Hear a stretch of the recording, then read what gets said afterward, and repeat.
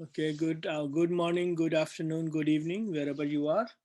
Take the appropriate greetings. And uh, this is our final day of training. So last day we tried to make it not too heavy, but not too light either. So we will be we dividing two parts. So first part is going to be a presentation, and second part is going to be a program evaluation. So we'll go over the evaluation with all the participants, and we will let our presenter that time get off the hook so she can enjoy Friday evening with the family. And it's our pleasure to introduce Mrs. Saxena from New Delhi, India. And Mrs. Saxena is uh, Mrs. Saxena is with National Informatics Center in India, and the National Informatics Center, to best of my knowledge, they play a major role in they played a major role in e-procurement, bringing India's e-procurement, and India has done an amazing job with e-procurement. And so I know all of you, in every single presentation, we talked about some part of e-procurement, with no matter what topic we covered each day. And so we wanted to save the best for the last. And so, Mrs. Saxena, this is all yours. And it will be nice if you can tell some more about you and your role with the organization. I think that will be really valuable for the other countries too. Maybe they have such similar organizations, or maybe they don't. So all yours. Thank you. Thank you. Thank you, Mr. Suman. It's really a great pleasure to be with all of you. It doesn't matter whether it's a weekend, Friday evening, or because it's very difficult to get people across different time zones at a time which is comfortable to all. So that's very well taken. Um, I'm Usha Saxena from Usha Saxena from in India, New Delhi, and I work for National Informatics Center. I would need the sharing permission. Uh, yeah, and I'm working. My organization is a central government, federal government organization, and I'm working there for now almost 28 years. Yeah, 28 years I'm here. So I have worked in various capacities. I'm basically an engineering graduate, and my into procurement, I'm there for more than 12 years. So for the early part of my career, I was doing various, at that time it was not e-governance initiative. It was like computerization we used to call in India.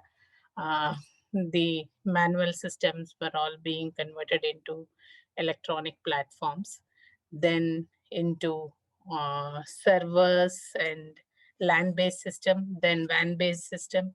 In fact, NIC is the first organization to have a countrywide network. Even before the advent of internet, we had a countrywide very strong network, which we call it NICNet, National Informatics Center Network. It played a major role in connecting every district, block, and tehsil level, that is even lower to the district. All of you would be knowing India has huge population in the rural area, countryside.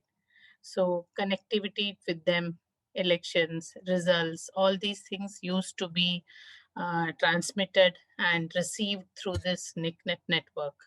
So we have office in every district and all. So that is how it all started.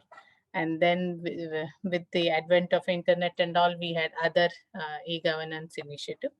So this is about NIC, National Informatics Center. If you are more interested in seeing, you can just see www.nic.in. You can see all the initiatives of our organization.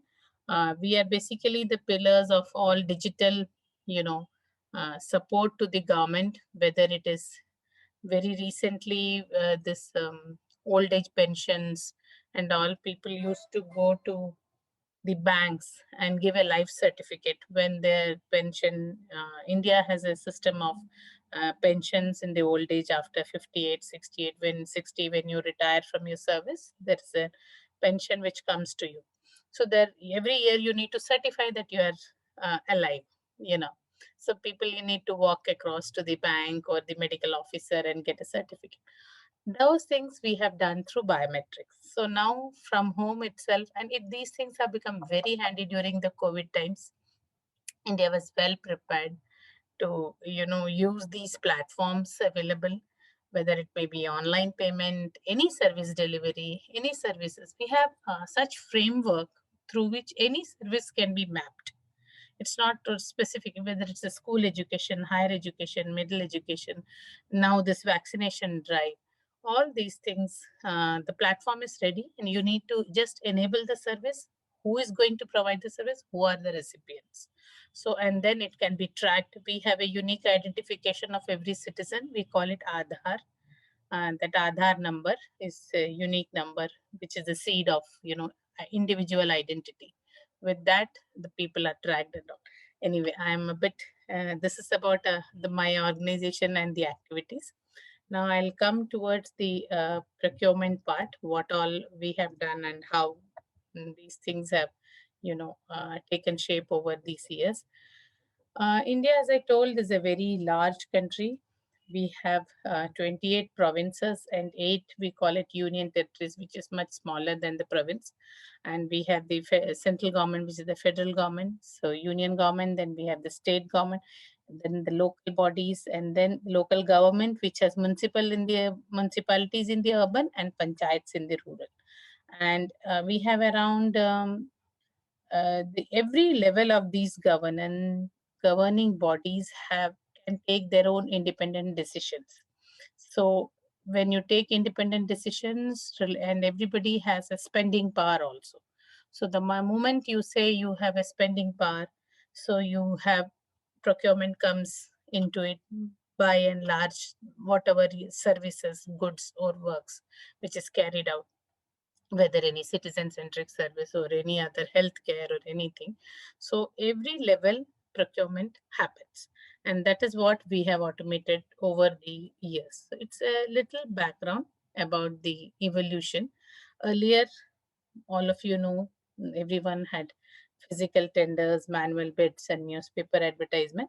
From there, we switched over to the first initiative of digitizing was in early 2000. This was before 2000. This pre-computerization is before 2000, and this is around in the period of 2000. We just had one, with the advent of internet, we had one portal wherein only the RFPs, the tender document, was made available, so that even the prospective bidders could at least get them. From there, we migrated to an online tendering platform wherein bids can be received, opened, evaluated online. Then onwards, we have moved towards a common central repository, interconnecting of heterogeneous system. Everybody, so many governing bodies, so many organizations, we can't have one single system which caters all. Though we cover around 78% of the country, our software covers, but still there are other systems also. There is a marketplace, there are other e-procurement systems. We have Indian Railways, which is very big. They have their own end-to-end connected system. So all these systems talk to each other so that the end user is able to find whatever he wants. End user here, I mean the bidder or the contractor or the prospective bidder who is going to participate in your tender. So now the focus is more on analysis, standardization, systems talking across each other, bringing in the latest technologies of, artificial intelligence or blockchain into this. We started in 2007, and uh, with close association with policymakers. We have a very clear demarcation of policy owners who would be framing the policy and guidelines. Like we have Ministry of Finance, which makes the GFR. We call it the General Financial Rule. So how the spendings has to be done. So GFR is the Bible for procurement in the country. And then we have various other manuals for goods manual, procurement manual for works and services. And then we have the CVC, we call it the Central Vigilance Commission, which looks into any hanky-panky activities or any complaints or anything on misappropriation of any procurement activity. So CVC is a vigilance body. They come into play only when They said they are statutory bodies. Normally, they don't interfere unless and until there is an issue somewhere. So, in association with all, this software has been developed so that it adheres to the policy and also meets the guidelines and is online and electronic, through which people can easily use it. As far as the World Bank is concerned, this software adheres to the MDB guidelines. It is certified by World Bank for use for all projects within the country. And we have, for security, functional and infrastructure, we have a body, we call it STQC, who do an annual certification of the system.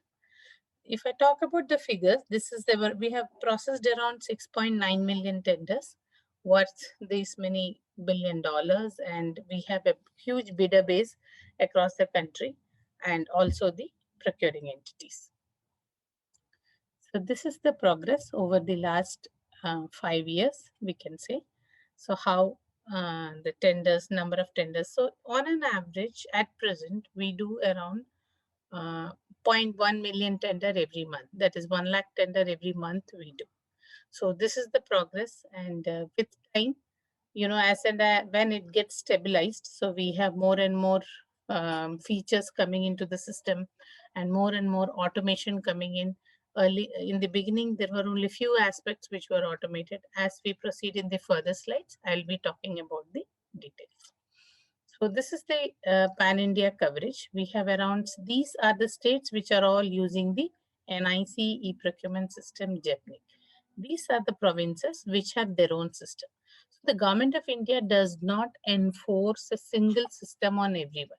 So what the government believes is that we should give opportunities of multiple systems being there, and this is because that will ensure competition and there won't be any monopoly. One particular agency only doing everything, the chances of some monopoly is very high, and people not listening to and not following the process becomes. So when there is a competition, everything will be very healthy. That is why in few of the places they have their own system, and it also adheres to all the policy guidelines, everything. And so that means, in a nutshell, if I say, almost majority, 90% of the procurement in India happens online only. Manual bids or manual tenders are very, very rare. Either they are of very strategic secrecy involving national interest, or very small mundane purchases, which we call it as the local purchase. So the basic objectives on which the system banks is that we have a huge bidder base, so huge competition, so there shouldn't be any discrimination. It should promote competition. So any procurement is published in a public portal, in a public domain. Notification alerts goes to the respective bidders, and they can look for it. And enhanced transparency, stage-wise, all the details of the progress of the tender, where tender has been opened, how many people participated, who participated, somebody got rejected, what was the financial quote. All these goes into the public domain at the respective right time. So people can see that and take advantage of what's going on happening. They need not run behind the particular department to find out what is happening. Accountability of each activity, this is very important. We have a IT Act in place, and we have also digital signature certificate usage, which is as per law. We have a certifying body, certifying authority in the country, which is established by Ministry of Electronics and Information Technology, and they guide for all the digital signature activities. So they make the rules and regulations, and there are many certifying authority which provide token based SSL as well as the class 3 digital signature. So it is mandatory to use a class 3 digital signature certificate to do online procurement. So it becomes PKI encrypted. So the system is very robust, and all bids, technical as well as financial, gets encrypted. So we have comply, as I told you, we have federal as well as many provinces, so they have different rules and regulations, so it adheres to all. So what we have done is, the system is made in a generic way so that it adheres to all kinds of procurement rules followed across the country. So this is a single product. This is about a feature stack, the features as well as the security aspect. It's a single product. It has configurable workflow with selective features. It caters to goods, works, and services. That is, any procurement related, the complete ambit of procurement, it can address to. I can't hear anything. Okay, yeah. Okay. I hope it's audible and all. Yeah, we can hear Yeah, you. There's a yeah, yeah. question. There is some question. Do you Question, want to yeah, take yeah. a I'll question at a stop in time? between. Yeah, yeah, please. So Adrian, you want to go ahead and unmute? Adrian? Yeah, I can take the question. Hi. Hi. Thank you for the presentation thus far.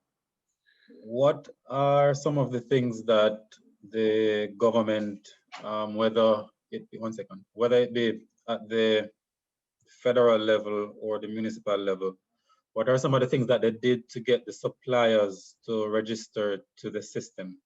I noticed you said 90% of bids are done on the system, even the very small ones. Yeah, very small and very big ones. First is, you should understand that it is a journey of over 15 years. So 2005 onwards, this process started. We started in 2007. Since then, capacity building at various level is the first thing. First and foremost is continuous training, training, and training. You should keep training the contractors on how to use the system, what are the best practices, and all. That is one. Second thing is, government has given a lot of relaxation for MSCs, for startups, for a lot of stress our Prime Minister has given for Make in India products, which is made in India and sold, etc. So those kind of concessions which are given, concessions, what do you say? The benefits. Suppose I get a discount. If I am an MSC, I don't have to pay the earnest money deposit. The bid security need not be paid. If so, there is those kind of features we have brought it into the system. So if I am an MSc contractor, I am registered as an MSc, I have a valid MSc number. When I am bidding, I put that number. The system will verify and ensure that yes, I am an MSc, so I can bid without giving the bid security. It not in all tenders, but yes, it happens. So these are the various steps. Then again, 50% of the order going to certain sector. Like if I'm buying something, 50% should be from Make in India, and 50% only it can be from other manufacturers. So that order splitting also we have made it in the system. Then incentives of free registration. When a bidder is registering in the portal, no charges are levied. There is no fees for the bidder to register. So free registration ensures that more and more people register onto the portal. And then there is a notification mechanism. When I register, I have my profile wherein I can say these are the area of my work. This is what I do. This is my specialization. So whenever a tender or an RFP of that thing comes, suppose I'm good at constructing bridges. So I say bridges and all that. So where an RFP of that comes, I get a notification through email, SMS, mobile app and all. So these are the few steps which the government has done and the software has translated it into. I hope I answered your... Yeah, I have a follow-up question. The law that India has for procurement, is it for all of India, or do you have laws that govern the procurement rules that govern different, I believe you call them provinces? Yeah, there are different rules. It is not, there is a one major rule which is followed across the country, but that is at a very high level. It's very abstract. And the finer rules vary in provinces. We have few provinces which have their own rules. We have few provinces which do not have their rules, so they follow the federal rules. If I don't have my own house, I'll stay in my father's house. So it goes that way. If a province has its own rules, it will follow that. But if it doesn't have, it follows the federal rules. So that is how this software has been, configured in such a way that it adheres to both kind of requirements. Right. But India has high computer literacy, right? Yes, that is true. That all has come with time. It has, and internet penetration is very good these days. So you can expect even very big bids, high volume, big bid size. Like for example, if I give you smart city tender, we call it, when even small inhabitations of the country are picked up, and it is made a tech savvy city wherein complete Wi-Fi enabled and all. So those kinds of tenders, when it happens, it asks for huge number of requirements like eligibility criteria, and then the various documents and various other proofs and all. So this part, because of the very good internet availability across the country, we get good participation and a healthy competition. Shall I proceed? Thank you. Yeah, you can move forward. Just lost And my we can internet. take more questions going forward. You lost your internet, okay. No, but we are able to see you and even hear you. All right, cool.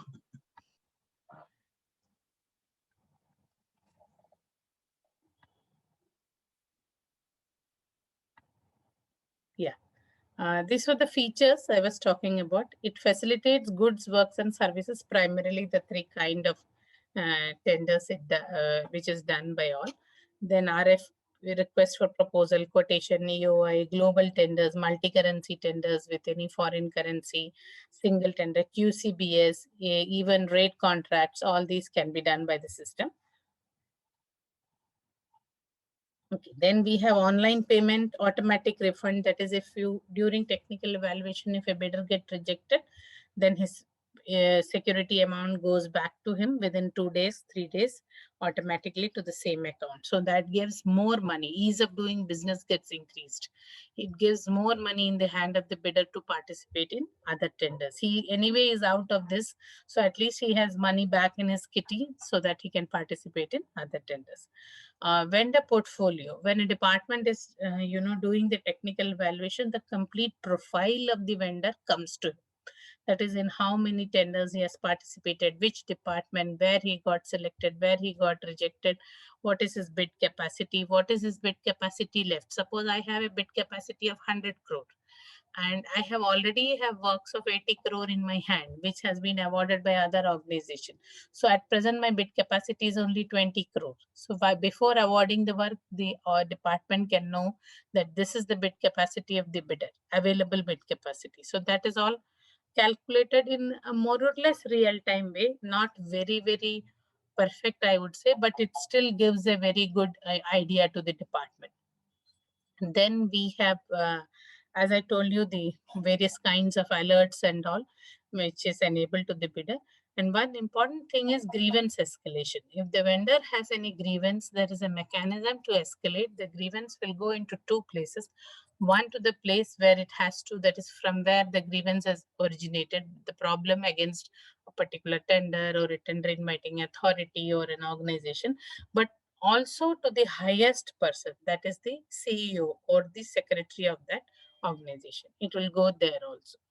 As far as security is concerned in India, as you very rightly said, my friend from Jamaica, that in literacy, computer literacy is very high. So that also brings in certain side effects of that. People would always try to break into the system. Can I hack it? Can I go through? Can I do something?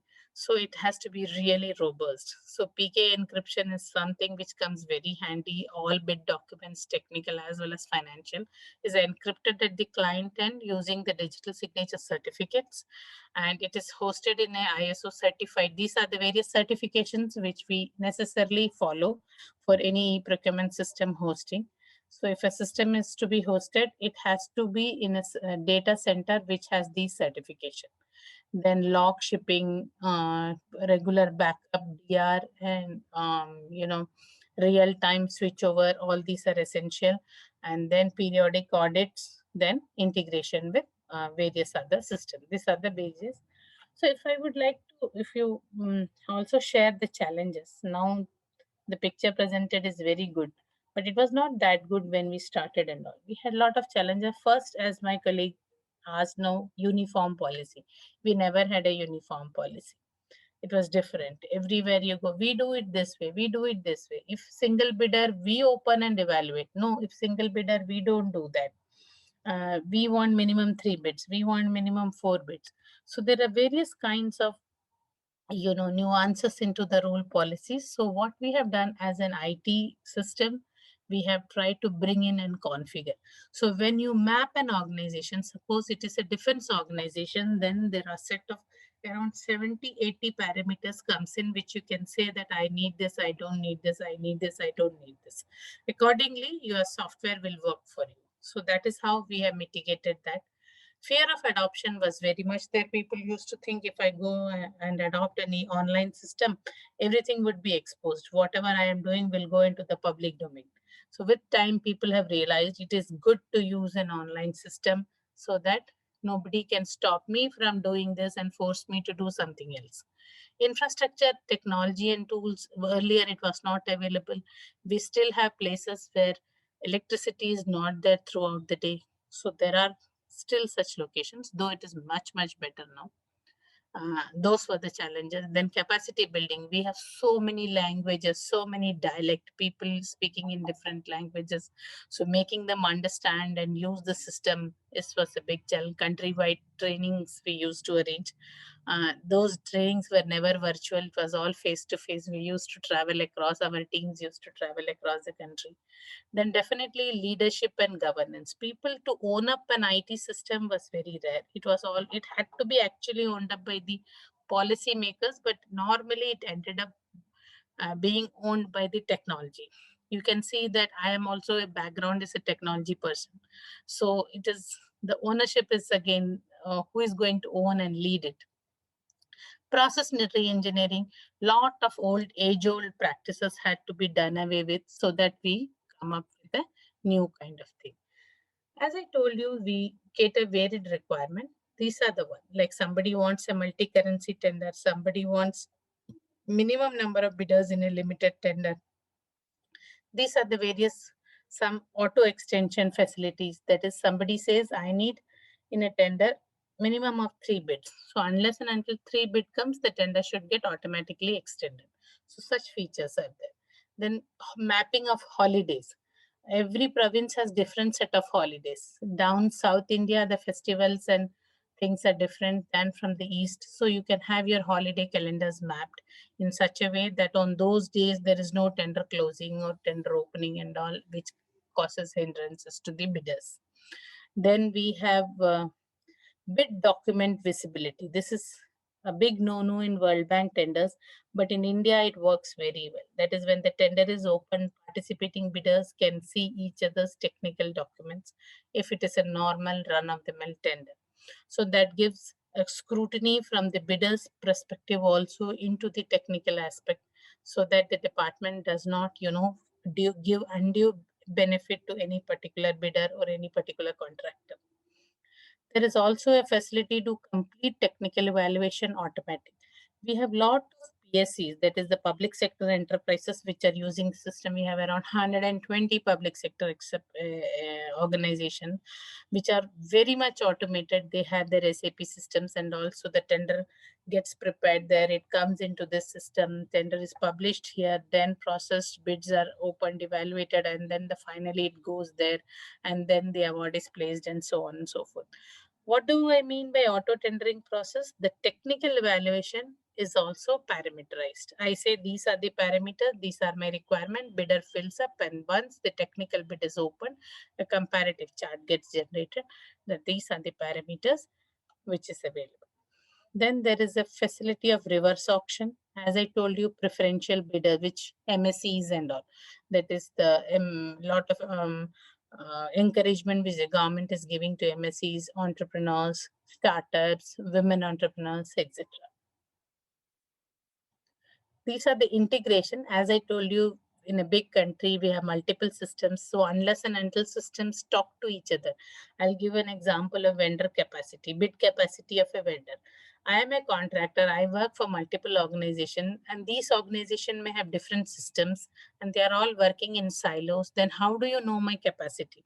Unless these systems talk to each other and find out. So that is why we have various levels of integrations. One of them is on the concentrated on the payment related, any payment and receipt of that. Then with the treasuries of the various government departments, there is another set of integration. Then we have the MSCs and startups. This MCA 21 is basically about the company registration. Whenever somebody registers as a company, the complete details of the company and the detailed profile we get from there. Then we have project management, end-to-end project management integrations for various organizations, and also from SAP systems, whosoever is using that. These are some of the performance indicators. After using the system, we can see that certain things which have the average days coming down and cost coming down and certain things. We also have a dashboard wherein you can see these things in Mashti. I have just picked a few examples. Certain awards and recognition also. One of them was international by World Bank in 2018, I think. Yeah, South Asian Procurement Innovation. Others are all within country.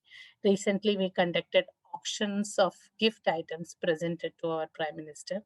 So that initiative was also appreciated well. I can now take the questions and all. I'll share the slides to Mr. Suman so that in case it's needed, he can circulate to all the participants. This was really, really good. I think I paid more attention this time, so a lot more. So any question, guys, you can raise your hands or type a question so Elizabeth or some of us can moderate it.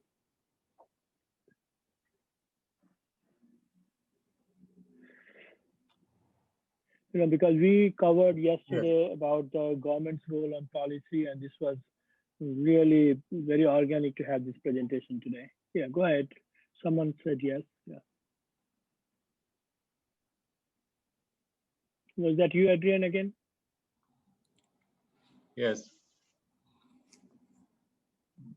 Go ahead.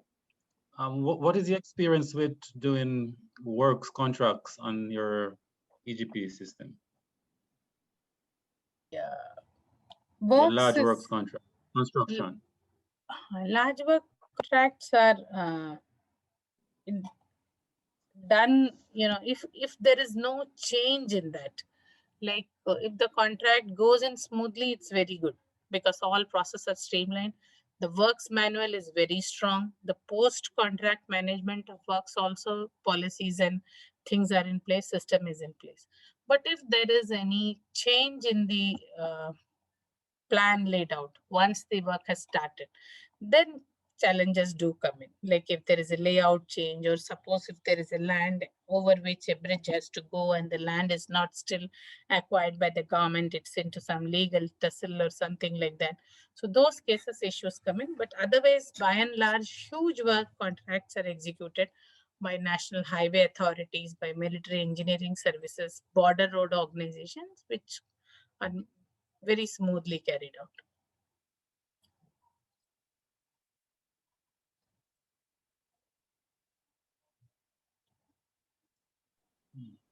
Okay.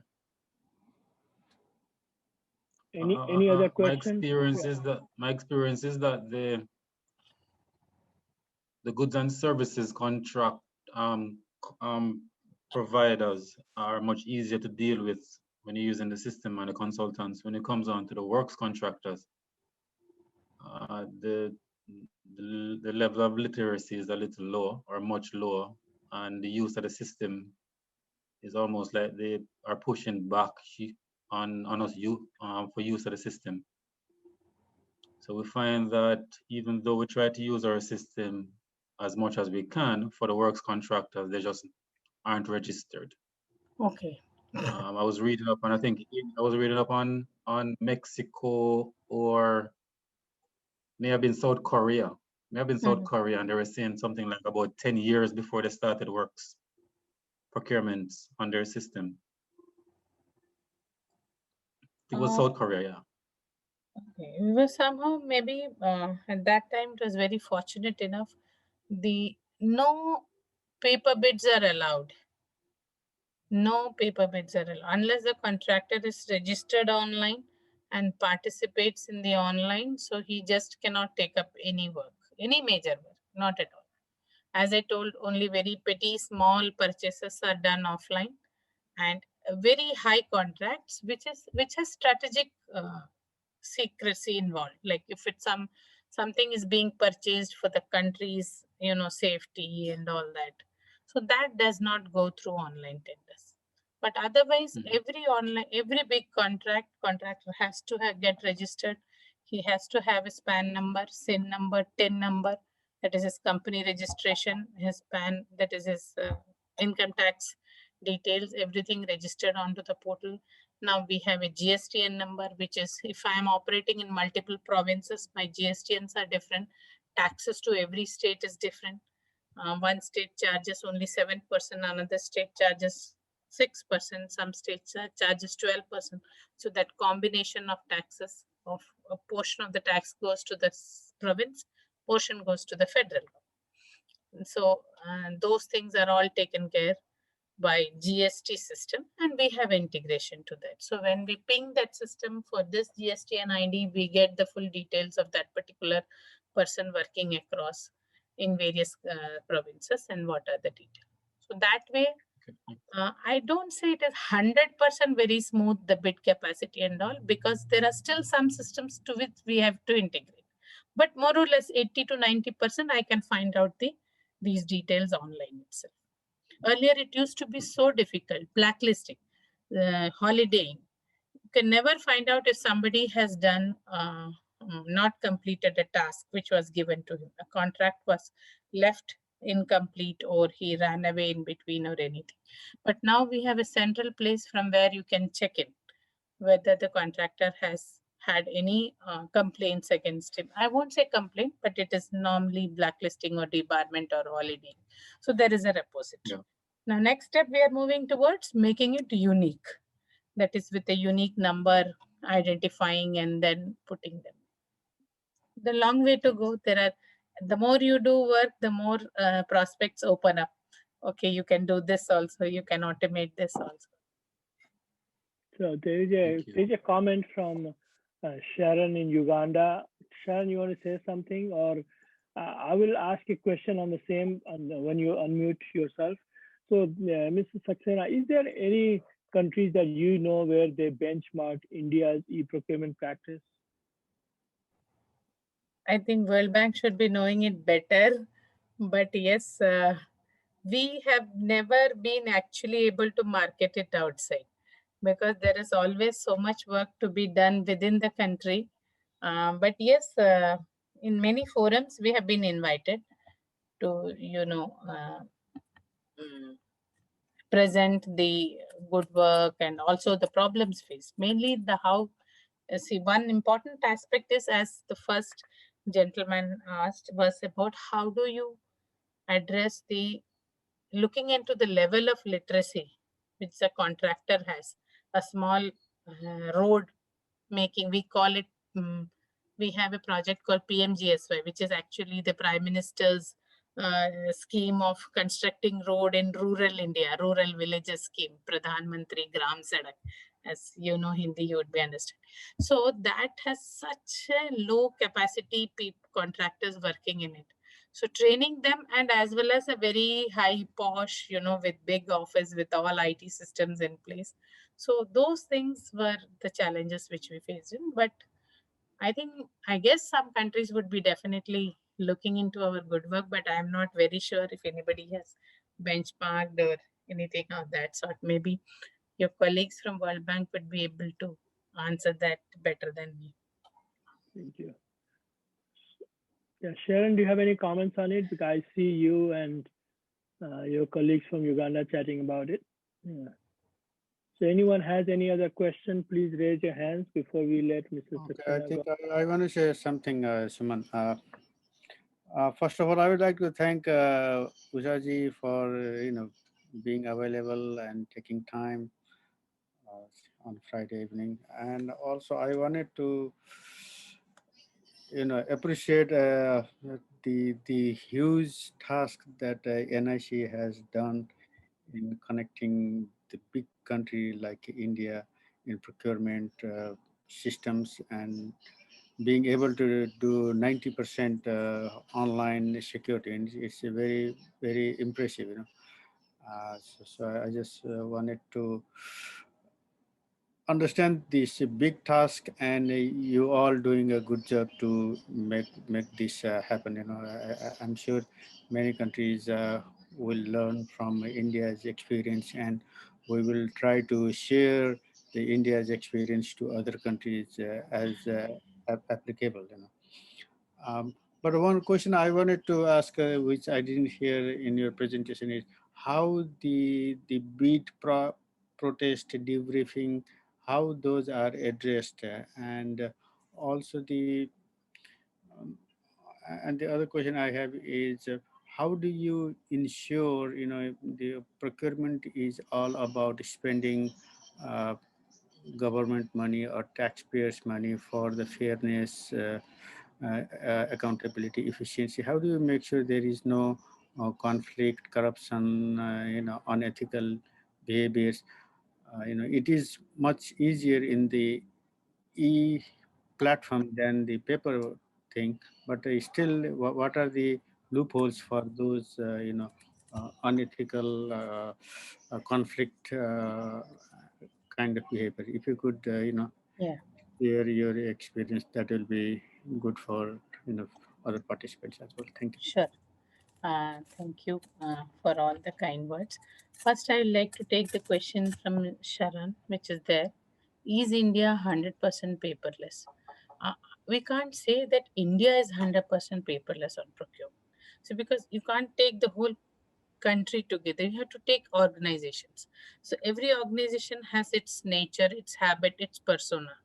Certain organizations are literally 100% paperless, but still there are certain who do as well as take printout and put it on a file and get a signature. Then again they go back to the system and do the system online. Then again they come back. So that habit also is there. So it's very difficult to say that you can't say that the country overall. We have good organizations. We have Banaras Hindu University. We have public sectors, Maharatna public sectors, where things are only done online. And all the even the technical evaluation minutes and all, it's connected to another system of NIC, which is called e-office. It moves through that and online. That evaluation of comments come in and it comes to. So that is what about the 100%. And coming back to Mr. Parshu's question on the corruption aspect and all, I really can't claim, or anybody can't claim, that moving to an electronic system, corruption will be wiped out and all. But yes, there are red flags can be flagged. There are places where you can say the first step. How does any restrictive practices, restrictive clauses should not be there in the tender document? That is the policy of the government. We have a Department of Industrial Promotion, Industrial Promotion, which looks into the aspect that all the big tenders do not have any restrictive clauses, that they do not restrict this kind of people. They do not restrict only these people should participate. So that is checked through the metadata of the tender document. That check is done by that department. We open the tender. As soon as a tender is opened, we allow participating bidders to see each other's document. Okay, so if I am put my bid on a tender, and there are 4 people other than me, so each of us can see each other's document. So that itself is the first step.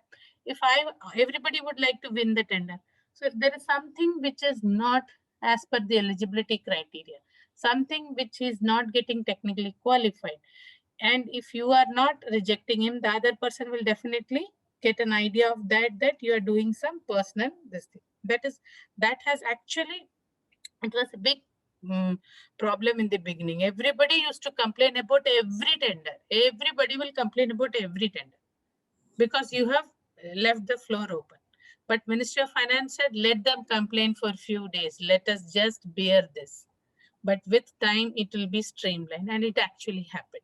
Those days were very difficult when everyone used to ask about everything. We have an guideline from Ministry of Finance that in a run-of-the-mill tender, there is nothing secret which each other cannot see.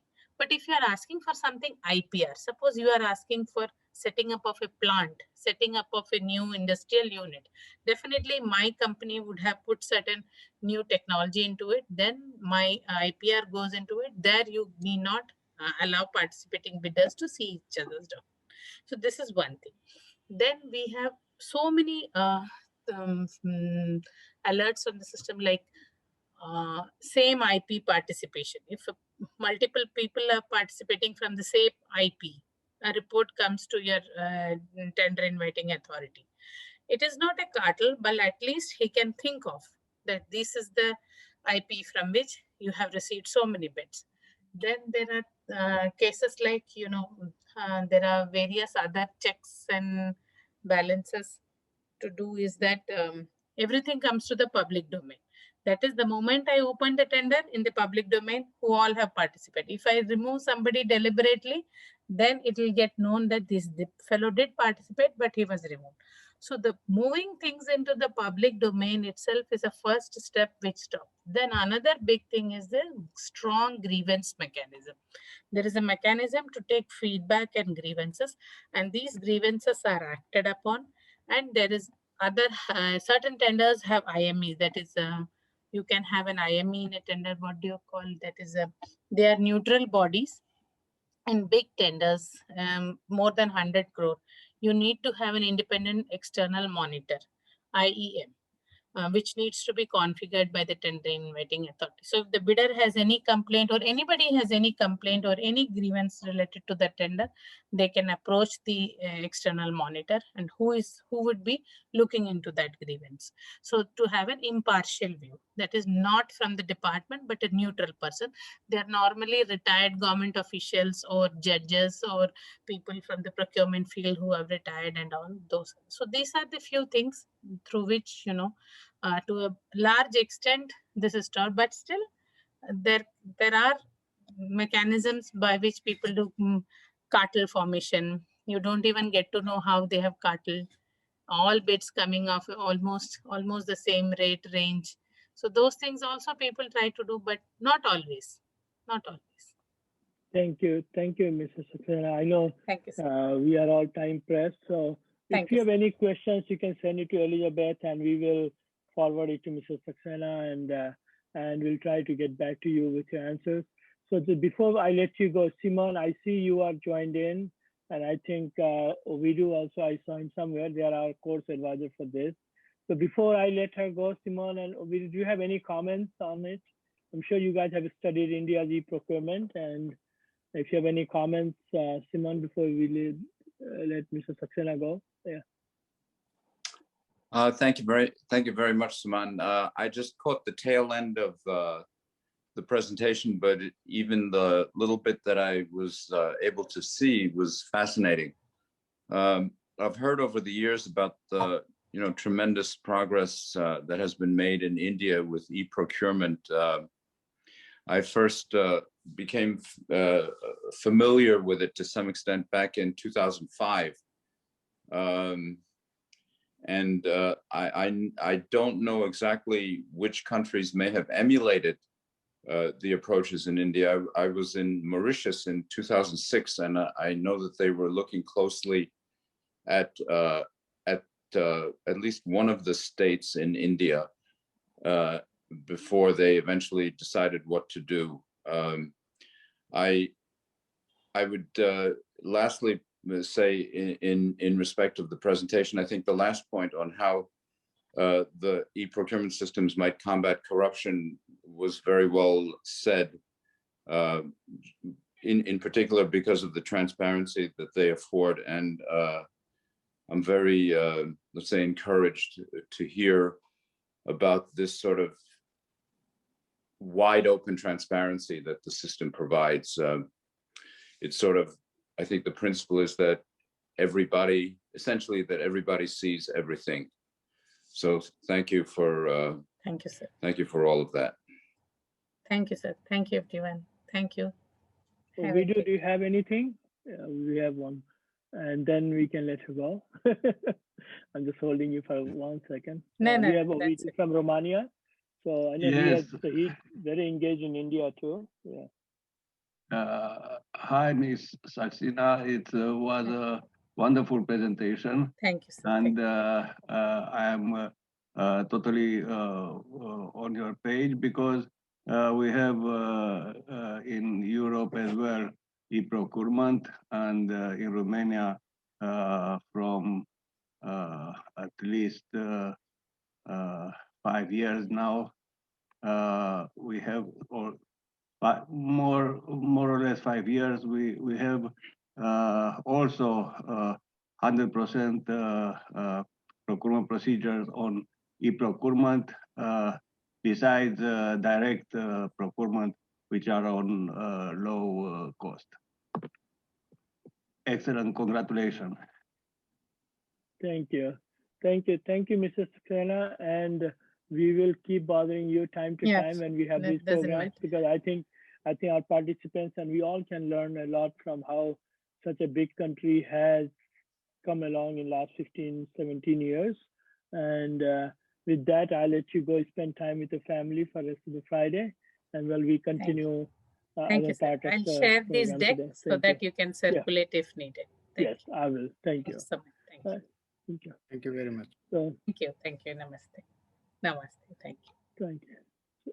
So here we come to the second part of the program, guys, and now we will continue. And I have invited Simon and Ovidio. So I know they did 4 sessions for us, and they were course advisor. They played a major role for us to roll out this program. So if you have any question, I will leave it open for people to ask any question you might have in mind in last 9-10 days, or some of the questions from their presentations, because I know both of them had to really flip through their deck and go really, really fast. So you might have something, hey, I wish I had this 5 extra minutes to ask questions. So this is that moment. So I have requested Simon and Ovidio to take a few minutes and come to this forum for maybe 10-15 minutes to have this interaction. And also goes back to Ovidio and Simon, if you have any observation, any comments, please go ahead. Yeah. So I'll keep the forum open. So, Suman? Yes. Yeah, may I just add one thought that I was having as I was listening to the end of the presentation about the Indian e-procurement system, and the question was about the possible implications for suppression of corruption by use of e-procurement. I believe that in India there have been use of this technique called integrity pacts developed by Transparency International.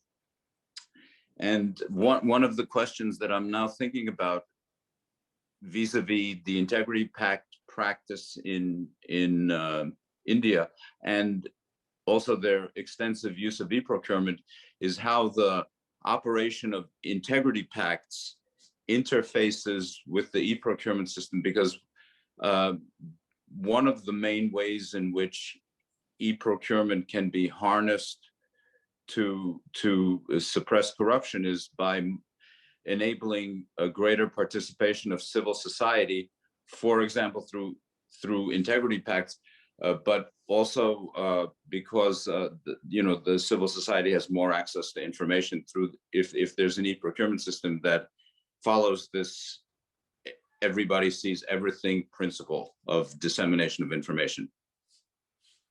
Thank you, Suman.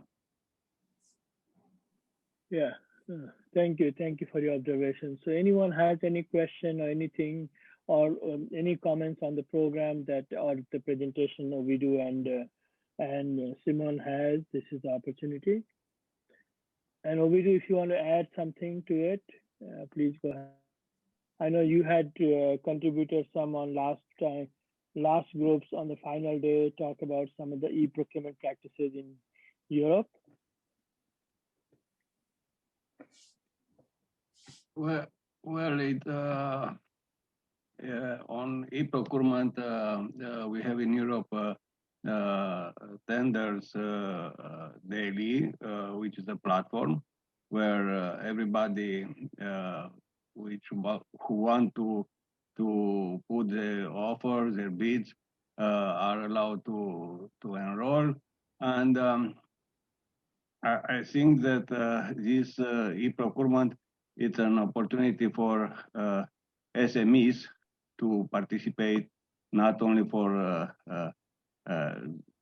gigantic consortium or large enterprises, which of course has a power, has tools, has people, and therefore SMEs are very hard to enter in this market. So e-procurement it's a good help for them. And another good help is to make your request for proposal for bid on lots. Because in this way, of course, not to divide the procurement to be going down to some threshold, but it's a good opportunity for SMEs to participate. Thank you. Thank you. Anyone else have challenges in e-procurement area in your country? We can share here. And if you have any question with Simon, because I don't want to hold him for too long. If you have direct questions to Simon, please go ahead and ask.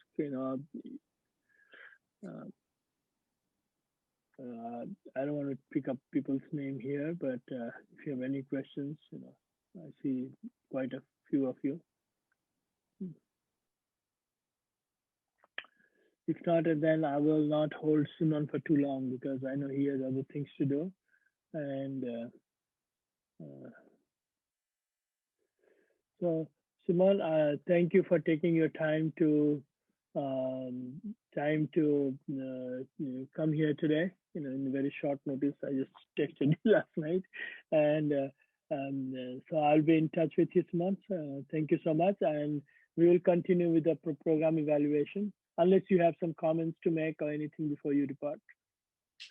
I would just say that it was very good to be with you all on Monday and Wednesday, and I wish you the best in your careers as procurement professionals. And thank you for this opportunity to be with everyone, to Parashu, Suman, and Elizabeth at IDI. Thank you very much.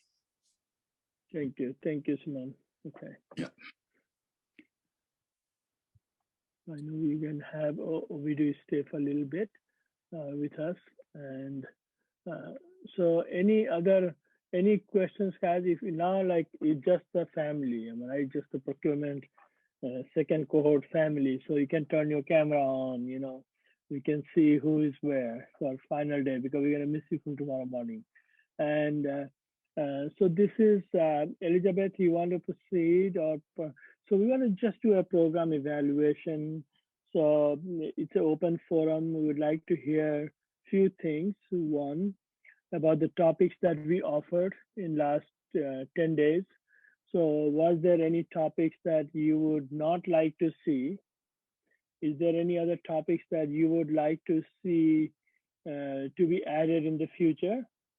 And also maybe some presentation you found it to be too heavy, maybe to cover in 2 hours was not good enough. Maybe we can split that session in 2 days, or any such creative idea that if you have, we would love to have your feedback. I know Elizabeth has been sending you for program evaluation. I really appreciate. Thank you, because we have almost 95% participation in program evaluation. I wish it was 100%, but 95 we'll take it. And but sometimes not everything you can put in the paper. I can't ask everything on the paper because I may not know the questions. And So we would like to keep it an open forum and hear that feedback from you. And also anything else, like, going forward, I just want to add before Elizabeth and Parshu take over, is we have a monthly forum and many of you are familiar with it. Please visit our LinkedIn page and Facebook pages. So we have a monthly forum we do, Elizabeth runs it, where we invite different speakers from different countries, and they talk about some aspects of procurement for 15-20 minutes presentation, another 15-20 minutes for Q&A, and it's just a 1 hour forum. So if you think that, hey, we should invite someone from Nepal or from Uganda or Gambia or Sierra Leone or Liberia, South Africa, wherever you are from, suggest those names to Elizabeth. She's very good in those things, and we'll make sure that we have a bigger pool of those presenters in the monthly forums.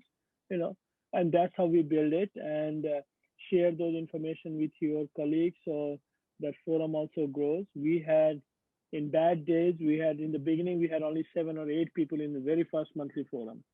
And in the good days, we had 150 people in the monthly forum. So that is getting very popular, and it's free, and more people can join, more people can learn from each other, and just building a procurement community online. So with that, I will leave it open for your comments or on feedback on the program. Thank you. You can unmute yourself, and I'll be surprised to not hear from the people who never talked in 10 days. So it's your time. At least we can hear the voice.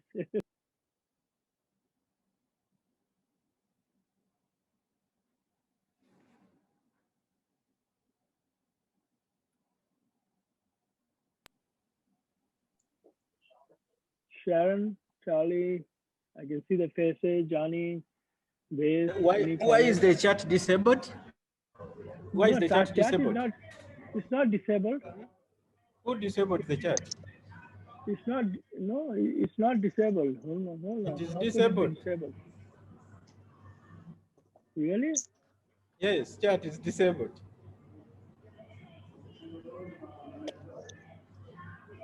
Oh. Try now. Yes, it's now okay. I don't know what happened. Yeah. Okay. Experimenting e-procurement. Yeah. So any comments or anything, it's open. Sharon, Charlie, Johnny, if you have a audio problem, you can just type it in the chat. And how do you find Adrian had lots of questions on e-procurement, if you have any practices on those things. We also like to see the faces of Mr. Purasaini and Bhartelji, Wali.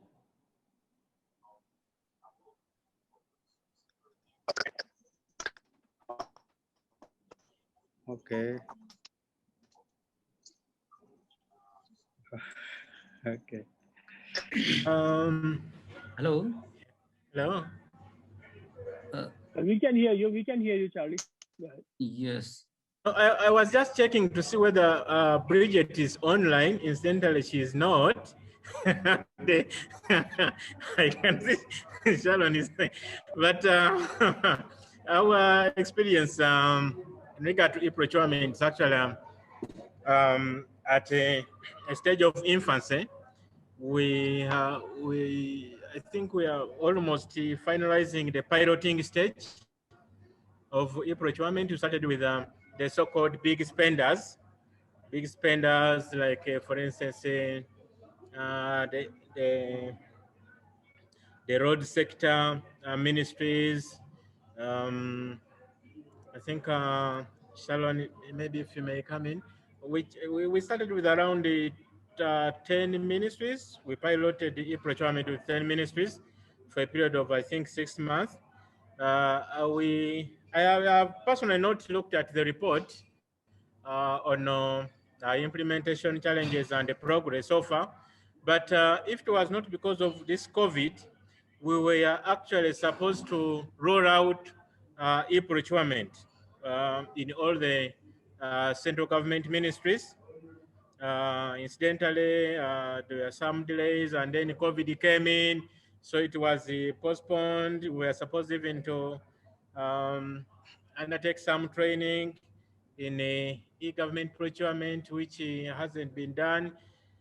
But nevertheless, we are almost on track, and much as we have not carried out comprehensive training to especially procurement implementers at central government ministries and local government, but at least majority are aware. Majority are aware. So presently, most of the systems, apart from maybe a small component of e-information, where you can maybe make search surveys, online surveys, just to establish a potential supply market, new potential supply sources, international sources, maybe checking on specifications. Really nothing much as of now, averagely in most of the ministries that do seriously undertake e-procurement. But I know very soon we shall be rolling it out. So maybe that's what I can share at the moment. Sharon, do you want to come in? Not really. I think you've just said it all. Yes. What is the name of your system, Ms. Sharon? The name of? What's the name of the system that you're using? It's EGP. It's EGP, Electronic Government Procurement. That's how we call it, EGP. Maybe what's the brand? The software, yeah? That's the brand. I don't know what it is. It's not yet rolled out in many ministries, departments, and agencies. So we're still waiting for the regulator. Bridget should be the one who should be in position to tell us, but I think she's offline. Yeah, she's offline. But what question was coming from Adrian? What was your question? The brand, whether it's Oracle. Here across the Caribbean, we have a system that we call European Dynamics. Okay. So the EC, Jamaica, Barbados, one of those other small countries are using European Dynamics system. So I was just trying to get a sense of what other systems were being used across the world. Okay. But ours is most likely to be integrated with the Infamous, because we already have Infamous running in all the government ministries, and most likely most of the packages will be these systems will be connected, especially to handle payments, and maybe a little bit of audit, checks and balances here and there. Maybe what is likely not to be used soon is the element of maybe e-auctions, reverse auctions, because our internet connection is still very, very unreliable. It can only maybe send a bid. That one will automatically go through. Maybe electronic signatures bill. It was in Parliament some time back. I don't know whether it was passed. The e-signatures bill, which would authorize us to acknowledge receipt of electronic signature bids. It's not yet passed. I think might also be delaying the e-government procurement implementation.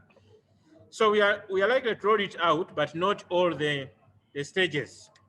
So maybe a little bit of. Well, let's hear from Nepal, Sierra Leone, Liberia, South Africa. There are 4 other countries. What practices they have in it, or they are moving forward, or they are already in some certain stage. This is how we're going to learn from each other. But don't forget, the pertinent question is also about the program. If you have any comments on certain topics to be seen in the future, etc. And just before I let other one speak, Elizabeth will be sending out an announcement by Monday for a new group for May. And we are also working on planning a new training program on PPP, and that is being designed right now. And you will get a survey. All our participants will get a survey about the program to get some solicit some feedback before we announce the program on PPP sometime end of May or June.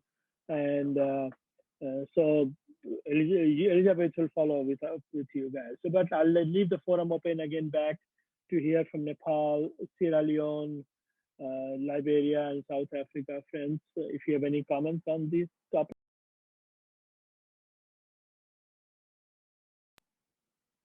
If you have a poor connection, you can type it, your comments.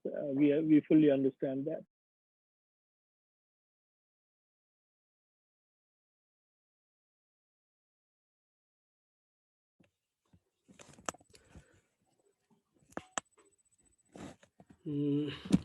In Nepal, we have the EGP system. All the offices can procure by using this system, electronic government portal. All the offices have the access to upload their bid documents, their specification as well.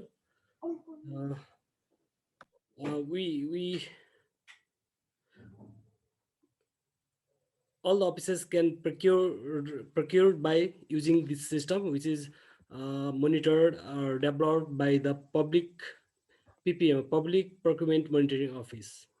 Is all the offices is using this system. Thank you. So Nepal already has a system that they are using EGP. About Liberia and Sierra Leone, South Africa. Hello. Yeah. Can I enter? May I enter? Yeah, go ahead. From Nepal. My experience on this training is a very useful training, especially for the procurement process. I understood from this training is very value for money, and the procurement process should contribute to develop of country to development for the development. And our World Bank also giving us emphasis on the procurement process, that is economy, efficiency, and very transparent and integrity part, emphasis on the integrity part. And in Nepal and all over the world, I think the procurement process is very sensitive. And if we make some mistake only, there will create a big disputes on this whole process. So I can apply by this training on my job, how to care, how to process, how to make a process fair. So we have also Procurement Act and regulations, very effective regulations. Our Procurement Act, which is emphasis state provisions on procurement process, very transparent and transparent participatory and competitiveness it emphasis on. And as a whole, this act also emphasis on value for money on the procurement process. So and on these circumstances, this training, this training has given to me a very knowledge and skill by this training, and I can apply on my job. I already told you. I think some training topics was more academic. I think so, more academic, and so we can some topics we can improve that is more practical and understandable. That's all. And as a whole, they're very useful for me. Thank you. Thank you. Anyone else has such comments on the program overall? Yeah, Johnny? Yeah.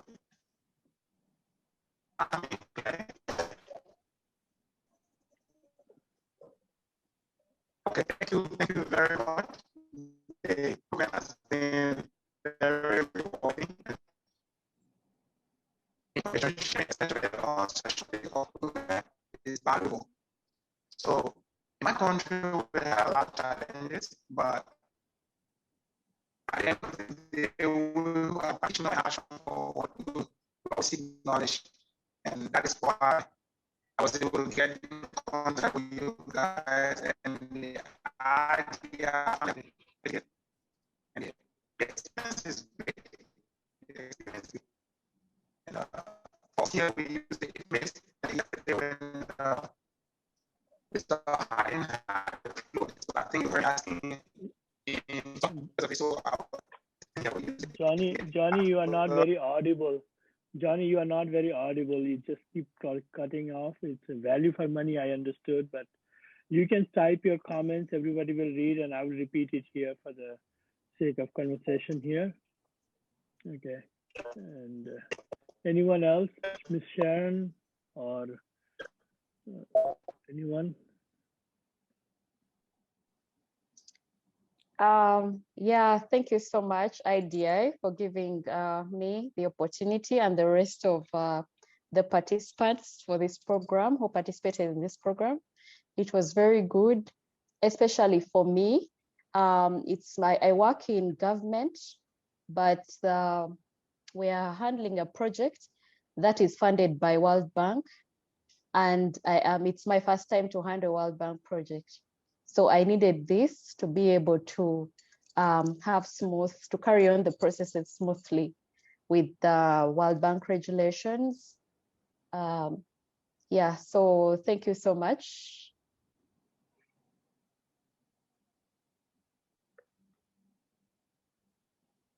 Okay, thank you, Sharon. Now we want to hear from Wally. Wally, can you make some comments?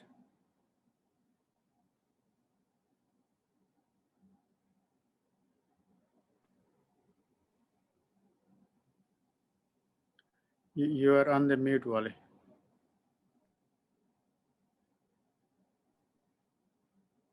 Yeah, hi everybody. Yeah, can you hear? Yes, we can hear you. Thank you very much. Thank you. I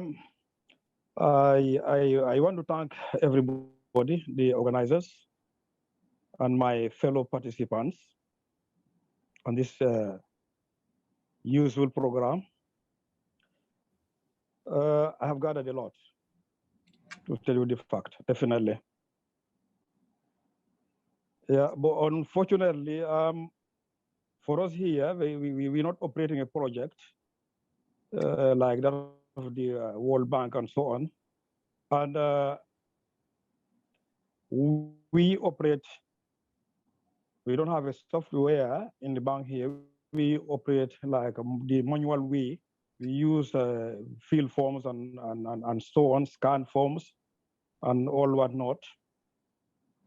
But I think this is a useful training, and it's an eye-opener. I'll definitely relay this message to management so that they can as well, think of acquiring a software for processing this procurement and so on. And once again, I say thank you very much. I have definitely learned a lot, although I encountered a lot of internet issues and all whatnot, but nonetheless, I've gathered a lot, and I'm going to capitalize on the, let's say, the slides that I've already made copies, and I'm going to bind them, and they'll be useful to me and others as well. Thank you so much. Thank you, Wally. And you bring a very good point. So we understand it's not easy to be online for everyone, to take time from your work or family because we are in different time zones and internet connection issues. So all the sessions are recorded, and Elizabeth has been very promptly providing you a link as we are uploading the videos. And all the recording has been uploaded until yesterday, and today's will be done too by end of the day. So you can always refer back to those materials, and you have access to the presentation that our participants had made. And if you have any questions, and come to the monthly forum, send a question, and you know who the point of contact is for you in IDI for these programs. So Adrian, do you have any comments on the program overall? And let me just tell you, Adrian was usually, yeah. Hello? Yeah, Besi. I think Besi wants to say something here. Go ahead. Yeah, Besi, go ahead. Thank you, sir. We are very happy as a participant in this program. In my opinion, this training is highly successfully completed. Thank you for all presentator and host and co-host for their kind cooperation. Thank you, Betsy. Adrian, and if you have any specific sessions that you have any comments on, hey, maybe from next time we should not be adding that. We should add some other topics that was missing, or you think that will add more value to the program. Please advise those things as well. Yeah, go ahead, Adrian. Yours. Most of sessions are useful, highly useful for us, and we have all presentation received from the Elizabeth. So thank you for this cooperation to Elizabeth also.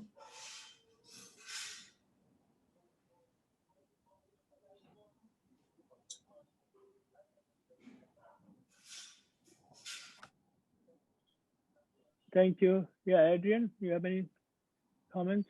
And then Elizabeth has some comments to make. Yeah. Right. I really appreciate being invited to this this session, this 2-week session. It's been a good journey for me. I'm learning from the expertise of some of the global professionals. I too strive to be a global professional in procurement, and learning from them was definitely a plus for me. For the future, I think I would have benefited more if I were able to read before coming to the sessions. Let's say that the slides were made available before, so I could go through them just cursory. In particular, yesterday, I believe the trainer was moving so fast. I don't think I got 50% of what he was saying yesterday based on the speed he was moving at.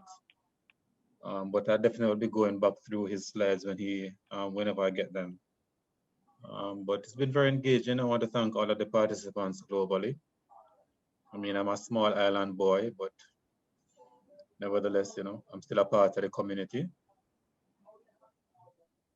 And thank you, Elizabeth, in particular. Getting the slides, right? I sent the final ones last night, so I want to make sure everybody got them. If not, let me know. Maybe they're in your spam or junk folder. All the slides as of now have been sent out. Thank you, Adrian. So let me just tell you guys one thing, okay? I'm going to quiz everyone, but those who are there already, Adrian, they have an answer, right? So Adrian was always the first one to log in, every day. I really appreciate it. I used to struggle. I said, no, today I want to open up the line before Adrian even is waiting there for me. But, I don't think I could beat you, or maybe 1 or 2 days. Every single day before I opened the line, he was always there. Thank you, Adrian. That says a lot about your commitment. Not that everybody else is not committed. Everyone showed a big commitment, but let's give a big hand to Adrian. And anyone knows those who, if I asked this question earlier, very beginning, and if you were in that, when I asked the question, you were there, then don't answer it. Anyone knows how many countries, participants or how many countries attended this program?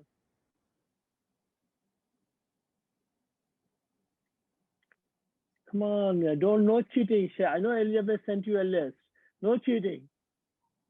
10 countries, and it's not easy to manage 10 time zones. And I think you all, with your patience, we were able to do it. So now I'm going to move forward to those whoever has not said, they can go ahead and comment. But let me ask, we have an intern, Lexi. She's an undergrad student here, and I think this is her first exposure to procurement. I know you haven't attended all the sessions, but you did attend some. But I will let you share, like if you learn anything or any comments you had about it, or if it relates to anything that you are learning in your college. Yeah, so I was gonna wait till kind of the end to comment because I've never been in a training like this and I don't have much experience with procurement, so I can't necessarily compare this to any other experiences that I have had. But I will say, even though I was not able to attend all the sessions, I did learn a lot and it was very helpful for some of the research that I was doing. So I really appreciate you guys having me and letting me sit in on these sessions. And I'll add, even though I don't have any really experience with procurement, they were easy. These sessions were easy enough for me to understand, if that makes sense. Like the presenters explained things well enough that it didn't go over my head. So I really appreciated that. Thank you. And she's working very closely with Elizabeth. So there are lots of people who are playing a role in the background. You or I may not see them all the time. Thank you, Lexi, for all the help. And there's a comment by Johnny, because I know he had a hard time being audible. Anyone else has any comments? And I know Elizabeth wants to say a few words. Go ahead, Elizabeth. Okay, thank you. I just wanted to say thank you to everyone for this time. I learned things from you, and I'm glad that you have good comments about the training. I'm looking forward to staying in touch with you. If this program has been a benefit to you, please share with your colleagues. We can provide the training for a specific organization or department if we at least have 10 participants. So if your department needs this training for that particular group, please let us know. We are working in the near future to establish a blog for all the alumni. So once we get to that level, we'll let you know. And if you would like to be part of the alumni network, please become part of it. I don't have anything else to say other than I wish you well. And if you have any questions or concerns, please email me. Sorry I couldn't be on camera for most of today, but I'm happy to see all of you. So I know, Elizabeth, COVID, everyone is, yesterday I had a meeting with one of the universities here, and she was working from home. She's a program director there. And her 5-year-old was running back and forth on the screen because he was having fun showing up his face on mommy's computer, And today Elizabeth's son is at home, so she has to take care of. She has to be mommy as well as here. So thank you, Elizabeth, for still undivided attention.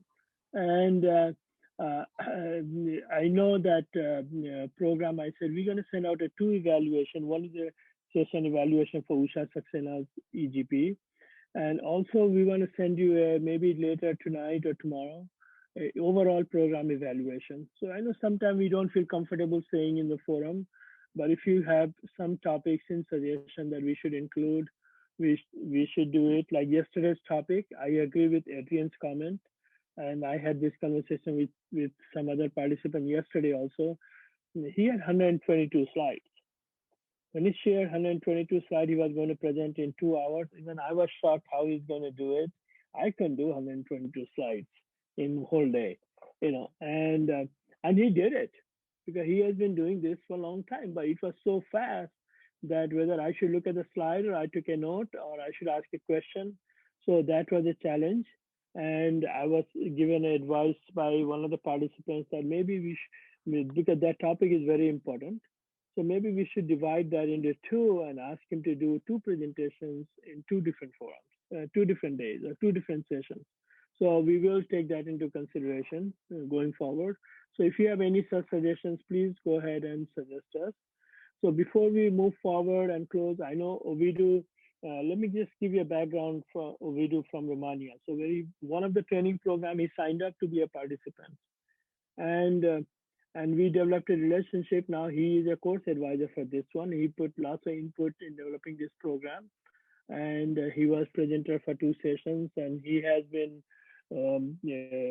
this procurement practitioners for 20 years and pretty known in European Union, and serves in many different procurement forums. So Vidu, do you have any observation from overall program and how you saw things were going, and anything you want to say? Thank you, Suman, for your kindly presentation. Indeed, for me it was an opportunity to be co-opted in your international team and to become one of your lecturer. And I want to say to everyone that who knows, maybe one of you could become a lecturer as well for IDI, and I will be so happy for this. Yes, it's a little bit different. Every country, every region, every continent has his own rules in procurement, but basic we have to learn to talk procurement, and I like Adrian want to be a global professional in procurement, and this tremendous, and I congratulated him and encourage for everyone. For my final thoughts, for last decade, 10 years or so, in Romania, I was fighting for every contracting authority, like local authorities, ministers, city halls, hospitals, and so on, to have in their procurement department at least 3 persons. And this person to be an engineer like myself, an economist, and a legal one. In that way, you covered almost all aspects of procurement: technical, economical, and juridical, and of course you have your committee to award the contract. After almost 10 years in our regulation, our procurement regulation, national regulation, this is stipulated from for 1 year ago. That it's my my proud that I could help all of my peers in procurement. So I want to wish you best weekend you can get. Thank you. I'll move on to Parashu now, because it's his idea that we should do a procurement training. We worked on this for a long time before we launched it last year. So Parashu, any thought on it, and anything, Parashu?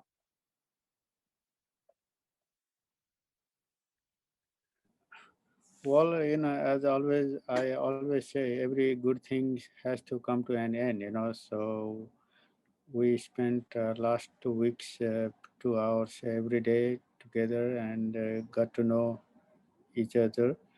And thank you for signing up and making yourself available. And as as we would like to do it, this procurement capacity building around the world. We want to be known as the the organization best qualified and equipped to train the procurement professionals around the world. So you all are the alumni of IDI, and we will be in touch with you. And as Suman said earlier, and Elizabeth has been also saying, please continue to be in touch and send us the evaluation. And if you like, say, spread the words to others, and if you don't like, say to us so that we can improve. The improvement is always ongoing process, so nobody is perfect. We can always improve. uh, Having said this, I would like to see you, some of you in Washington, in near future when all these things open. Initially this program was meant to be in person in Washington, but we had to adapt in this online version. We hope to see you in person here or in your countries. We also like to travel and provide procurement training in country as well. So again, this is also one more thing, as my Nepali colleagues will know. We say in Nepali, if you don't know, you don't know, but if you know forever. So we will stay in touch, and you are part of IDI group. So thank you all, and Thank you. wish you all the best. Thank you. So I'll just say like a few examples how we can be connected going forward is, of course, we want you to help us by referring your friends, colleagues, others in the coming days. And give this example, like we have a very close ties with the Port Authority in Nigeria, Kenya, few other places. So we've been doing training, not just procurement and other public finance and other things within the Port Authority. With a big organization. So we do those trainings in person in Dubai, Turkey, South Africa, and of course US. And so in person we do in lots of multiple countries. We do go there, and we have a set up there to do trainings. And some of the programs that we have launched in the past, if you are interested, because I know few participants have written us an email in last 2 weeks.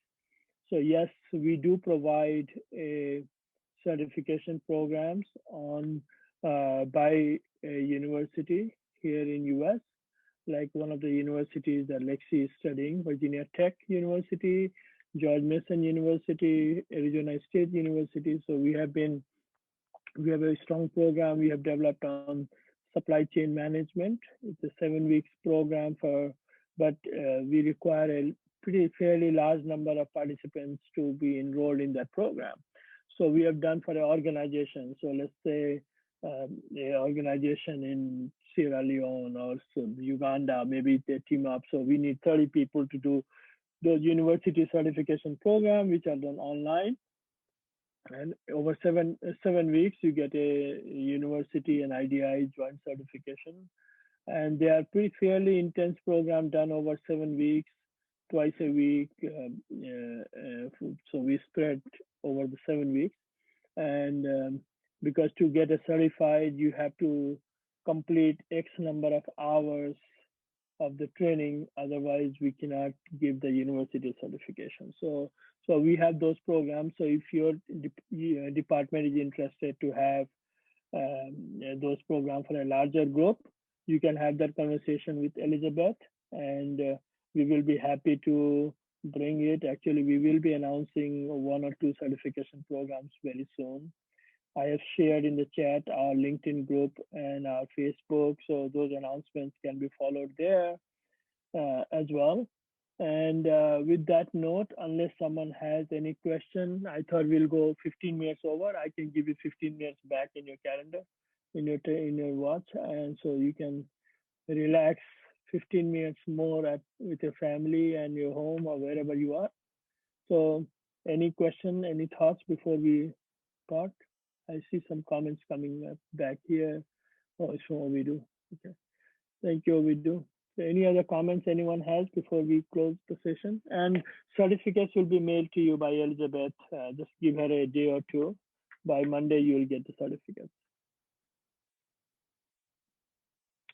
Okay. Thank you. Thank you very much. Thank you, everyone. If Wally, Purasani, and Bhes turn on the camera, we can take a final group picture here.